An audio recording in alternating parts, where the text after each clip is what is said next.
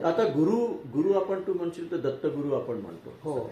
Right. दत्तगुरूची 3 चेहरे आहेत actually. हे तीन चेहरे दत्तगुरूचे का आहेत?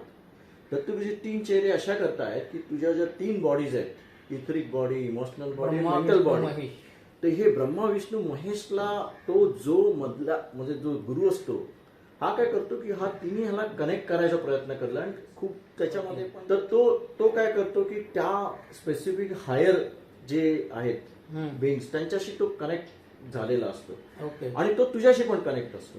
त्यामुळे तो काय करतो की तो तुला एक प्रकारे प्रोटेक्शन देतो आणि तो त्याच्या ऍडव्हान्समेंट प्रमाणे तो तुला बेसिकली गाईड करतो आणि तो तुझ्या मागे कसा एक खूप वेळेला उभा राहतो. त्यामुळे गुरु म्हणजे काय असतं की जो एक बेसिकली तुझ्या आणि त्या युनिव्हर्समध्ये असा एक व्यक्ती असते किंवा एक पर्सनॅलिटी असते, ती तुला त्यांच्याशी कनेक्ट करायला मदत करते. त्यांच्याकडनं तुला गायडन्स मिळतो, त्यांच्याकडनं तुला प्रोटेक्शन मिळतं किंवा ते तुला खूपशा ठिकाणी असे हेल्प करतात की तुला ते मार्ग दाखवतात आपल्याला.